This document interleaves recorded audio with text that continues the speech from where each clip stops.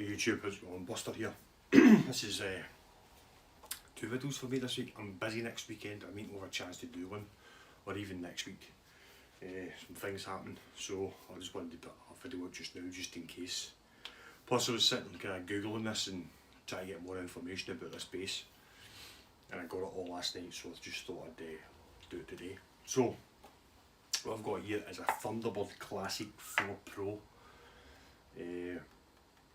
This is a neck through of mahogany and walnut construction, and it's a 7-ply. So through, you can see at the bottom of this, you'll see the lines going through it. So it's 7-ply, really nice. I had one of these before. I can't remember when I bought it. I think it was early 2000s I bought it. Neck, it was bolt-on neck though. Didn't really like it. Pickups in it were weak. But this is a totally different beast. It said 7-ply mahogany neck through with mahogany wings. So this is a 34-inch scale, rosewood, proper rosewood fretboard with perloid inlays. And the good thing about this is these pickups are Gibson USA Thunderbird pickups.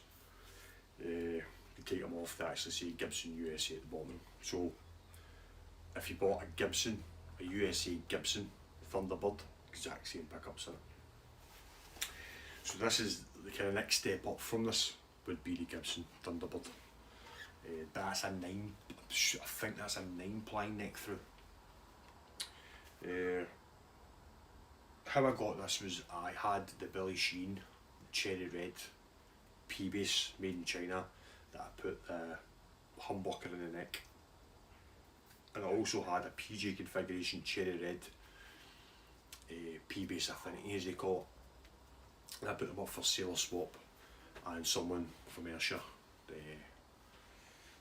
contacted me and asked me to swap this for it, and obviously I said yes.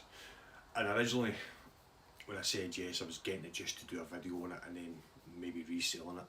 But the more I play this, the more I love this bass. This is not the same bass as I had in the early 2000s. It's a lightweight body. It's a lot thinner than the one that I had. Pickups are a lot more beefier. Just overall construction. Because the next step up for this is the Gibson one. So it's got the 60s style body, which is then thin. And you've got the step down, as you can see. Now you see it, if you know much about Thunderbirds, you've got the step down, that's on both sides. And these beautiful Gibson USA made pickups. I've painted the Thunderbird gold and silver, because I thought it looked cool. And also changed the colour of the Epiphone on the truss rod cover. That was gold, so I changed that to silver as well. I just used, basically all I did was used a Sharpie and then sealed it so it doesn't wipe off, but it looks pretty cool with the gold and silver Thunderbird. I thought it would kind of match it because it's got the silver witch top knobs on it. So I'll give you a wee quick demo. So this is neck all the way up. I'm playing through my Rumble 200, Fender Rumble 200. Everything's up at 12 on the vintage setting, and that's it. So this is just a bridge pickup, tone all the way on.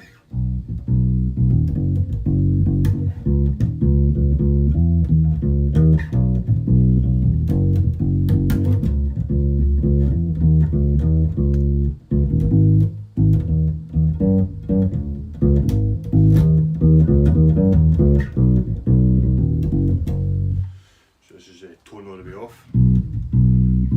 Still in the neck.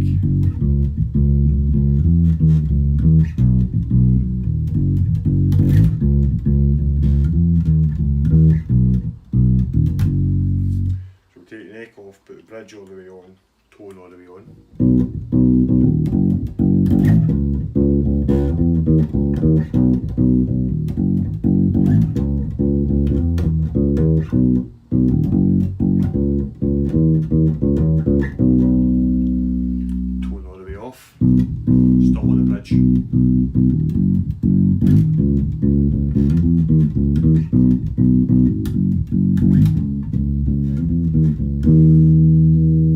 Tone all the way on the bridge.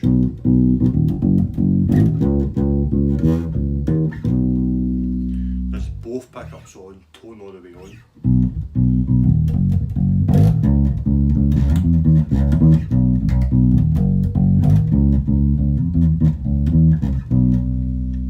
Tone all the way off, both on.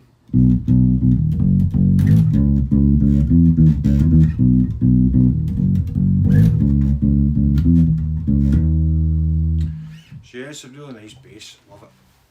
I didn't, as I said, when I got it, I was thought, well, do a video on it, play about it a while, then put it up for sale. I think I'm going to keep this. I actually really like this. This has changed my mind on Epiphone basses. I was never a big fan of Epiphone or Gibson basses. This has changed my mind. I like this. This is really nice. It's just a lovely bass. I'm still not a fan of the EB3. I've still got that. That's actually sitting behind the camera. I thought having the two of them out, maybe playing between the two, it would change my mind. It's not changing my mind at all. The neck of this is totally different. It's the same width, believe it or not. It's the same width as the EB3. There's something about this neck that feels totally different. It's not as... The EB3 neck is the same thickness, but it seems to be deeper. Whereas this is the same thickness and thinner. This is more like a jazz bass neck. It's really nice. So we'll talk a wee bit about, before I show you about the bass, we'll talk about the Rumble 200. So Rumble 200, I picked that up for about 200 quid, no, 150 quid. And I thought myself, same as with this really, get it, play about it, because they work for a decent price. If I don't like it, I can then sell it on, because they go for like 250. As soon as I started playing this, I love this amp. This is a really nice amp. So it's got master coming from right to left, master volume, treble, mid, high, high mid, low mid, bass. Then you've got an overdrive section here. You see that overdrive section where you can, how much overdrive you want in the level. And you got a vintage contour and bright then again. So I normally just keep it on the vintage, which is a nice sound. Kind of does everything, that sound. But it was that CG Ramon song that I was talking about in my last video, which I can never, once I start playing it I can remember it, because I can sing along in my head, but I can't remember it just now. It uses a lot of drive, so all you do is press the button. You can get a foot switch for the drive.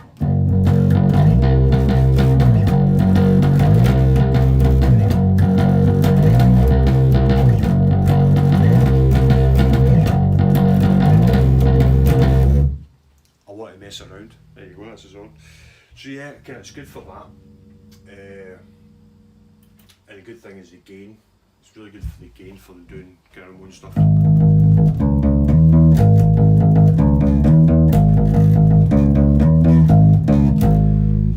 I've been messing about with this. I've not got the sound that I really like yet.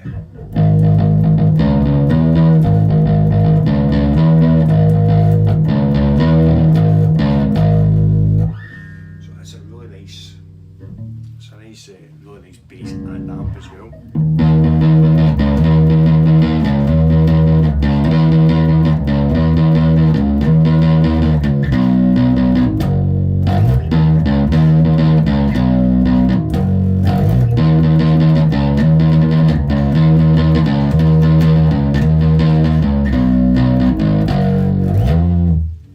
So yeah, you've got definitely a diverse amp I can play. I actually love this. The only reason why I'm not going to get rid of the TC electronics to replace it, or replace the TC electronics with the Fender, is because the TC electronics has still got the Duff McKagan feature on, and it's a nice amp as well. It does totally different things. The only thing that this doesn't do, it doesn't have a passive and active two different tones. There's no way of changing it from passive to active. So that's another reason why I'll keep the TC Electronics for playing active basses and stuff. So I'll give you a good look through this, over this. So as I said, this is the Thunderbird Classic 4 Pro. They do a Professional Pro, I think it's called. There's another one that goes with this. It's an active circuit. There's a Classic 60 as well, made exactly the same way, but the bridge is different. So this has got the 3-point bridge on it, which nobody really seems to like. I think it's fine. It's intonated well, string height's nice. I'm not going to change it, plus I'm not paying £180 for a hip shot replacement bridge. So it's got a witch, I think these are called witch top hats, witch hat knobs. The one that I had before had kind of black, just plain black ones, like kind of speed knob style, so they're this shape, but it's like kind of the same idea as the speed ones. Neck through, my last one, bolt on neck, this is neck through, as you can see that 7-ply mahogany and walnut. It's really nice. This bass is in mint condition. There's a slight kind of dent here on the headstock, but that's it. You can see my silver and gold logo that I did, which looks pretty cool. Just something different. I happened to buy silver and gold pens and stuff. I was sitting all day going, I'm going to call that in. So I ended up calling that in, and I changed the colour of the Epiphone because this didn't look like that being gold. There's no other gold on the base. So I changed that to silver, but then I obviously put gold here, so, but it looks better. The only difference is between the bolt on and the neck through is if you buy one, that is with the bolt on you can take the scratch plate off and it's just wood under here, but with the neck through it's not. So when they make these with the bolt on, is they can drill the hole straight through to connect both pockets for the pickups, then the pocket for the controls. Because this is a neck through, they can't. So there's actually a route here, like a T-shaped route, that where the cable for this goes in and then goes down. So then they have to drill, so they route this out like a T-shape, and then they put the drill in this way, down, straight down, and then drill in this way. It's weird. So you can't take the scratch plate off of this, whereas neck bolt-ons you can. But it looks cool, it's meant to have a scratch plate. So yeah, it's got the barrel jack there. These are typical, these will eventually give in, they're not very good. Nice buttons, you can see the back here, very clean, this bass, very clean. I will change the strings, so I think these are Diodarios, I think, alternated well. As I said, when I read on the website that these are Gibson TB pickups, I instantly stripped it, took the pickups out to have a look, and yeah, underneath the pickups, Gibson USA marked pickups. So yeah, as I said, this is the only next step up for this bass as a Gibson, and this is half the price of the Gibson, believe it or not. The Gibson is 2,200, I think you can get one for. These brand new are like 650, I think, brand new. Really nice basses. So yeah, very professional, giggable bass, definitely. As I said, no nicks, things. I've got like a wee kind of mark here. But it's got a big, actually another thing I was going to say, that they've got another, it's called the Classic 60. So this is just the Classic 4 Pro, then you've got the Classic 60, 60s Pro. The headstock on that is like that. It's a big massive paddle, and it's got the standard elephant ear tuners, whereas these are the T tuners. It's got chrome covers and stuff, same pickups but chrome covers, and the bridge is different. It's got an anchor bridge with a separate, no, an anchor tailpiece and a separate bridge. But pretty much the same bass, and it's active, that one. This is passive. But I like this one. Do us an Arctic White as well, which is quite, it's a nice looking bass, but I prefer the classic one. Yeah, so really nice bass. So that, there you go, that's the Thunderbird Classic 4 Pro, and a wee insight onto the Rumble 200, which is probably the amp I'm going to be using from now on. Love it. So yeah, so there might not be a video next week. There might be, might not be. I've got some things happening I need to get sorted. If I can get a video done next week, I will. If I can't, it might be the week after. So we'll see what happens. So stay safe, guys, girls, and I shall speak to you soon. So look after yourselves. Carry on.